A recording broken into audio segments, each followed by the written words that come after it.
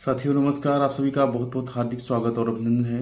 साथियों इस वीडियो में आप जानेंगे कि जो तलाकशुदा विधवा अविवाहित पुत्रियां हैं उनको भी पारिवारिक पेंशन मिलनी चाहिए और किन परिस्थितियों में मिलनी चाहिए, उसका क्राइटेरिया क्या है, इसके संबंध में विस्तार से आइए जानते हैं। हेडिंग जैसा कि आप देख रहे हैं, अविवाहित विधवा तलाकशुदा पुत्रियों को पारिवारिक पेंशन। प्रेषक हैं नील रतन, विशेष सचिव उत्तर प्रदेश शासन। ठीक है।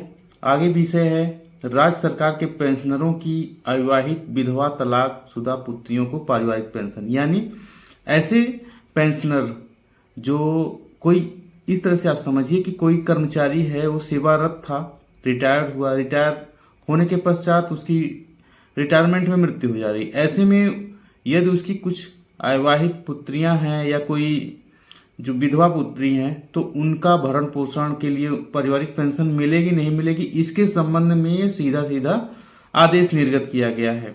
इसमें देखते हैं आगे लिखा है, महोदय उपर्युक्त के विषय में संबंध में शासन में संज्ञान में लाया गया है कि शासनादेश संख्या इतना 2008 दिनांक 8/12/2008 सपठित शासनादेश संख्या इतना दिनांक 3/12/2012 तथा शासनादेश, यानी ये समय समय पे इसमें रिवाइज्ड हुआ है। 2008 में हुआ, 2012 में हुआ, 2014 में दिनांक 20 मई 2014 द्वारा निर्गत सुस्पष्ट शासनादेशों के बावजूद अविवाहित विधवा तलाकशुदा पुत्रियों को पारिवारिक पेंशन प्राप्त करने में कतिपय कठिनाइयों का सामना करना पड़ रहा है। अब इसके लिए, यानी ये पहले से आदेश निर्गत हो चुका था, लेकिन उसके उपरांत भी चाहे कह लें कि इसमें सूचना के अभाव में या जैसे भी जिन परिस्थितियों के कारण इसमें लापरवाही हुई या कमी देखी गई कि विधवा पुत्रियां हों, चाहे तलाकशुदा हों या जो है पति के द्वारा प्रत्याजित पुत्रियां हों, उनको पारिवारिक पेंशन का लाभ नहीं दिया गया। तो ये विभाग के द्वारा फिर से रिवाइज जो उसका संस्करण है प्रशासन द्वारा ये निकाला गया है। ठीक है। तो देखते हैं इसमें बिंदु दूसरा है, दूसरा बिंदु दे रहे हैं ये कि अवगत कराया गया है कि पेंशनरों की अविवाहित विधवा तलाकशुदा पुत्रियों को पारिवारिक पेंशन के रूप में मात्र 9,000 की धनराशि का भुगतान किया जा रहा है तथा उत्तर प्रदेश वेतन समिति 2016 की संस्तुतियों के क्रम में निर्गत शासनादेशों के अनुसार उनकी पारिवारिक पेंशन का पुनरीक्षण नहीं किया गया है, उसमें अपडेशन नहीं किया गया है। तीसरे बिंदु में कह रहे हैं, इस संबंध में मुझे कहने का आदेश हुआ है, निर्देश हुआ है कि पेंशनरों की अविवाहित विधवा और तलाकशुदा पुत्रियों को वही पारिवारिक पेंशन अनुमन्य है जो दिवंगत सरकारी कर्मचारी पेंशनर के आश्रितों को स्वीकृत की गई। यानी कोई पेंशनर है तो उसकी मृत्यु हो जा रही है तो उसके पति या पत्नी को जो क्राइटेरिया रखा गया है वही क्राइटेरिया उसकी विधवा पुत्रियों या प्रत्याजित पुत्रियों के लिए या जो अविवाहित पुत्रियां हैं उनके लिए भी वही रखा जाए।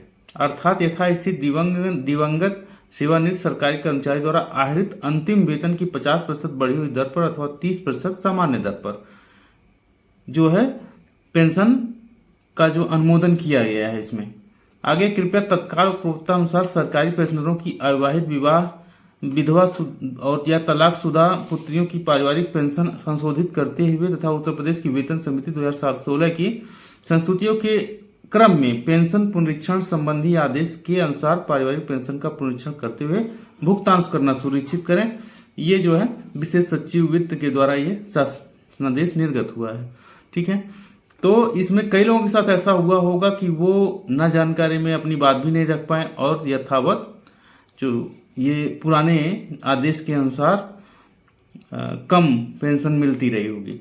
लेकिन इसका ये भी है कि यदि पेंशन आपको सही नियमित नहीं मिली है तो ये भी प्रावधान है, आपको ब्याज सहित उसका भुगतान आपको किया जाएगा।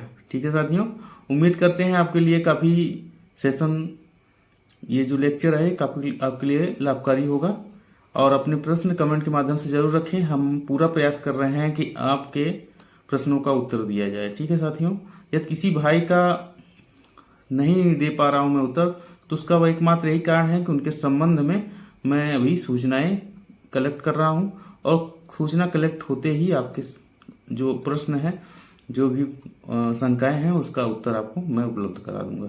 ठीक साथियों, मिलते हैं अगले वीडियो में, तब तक के लिए नमस्कार।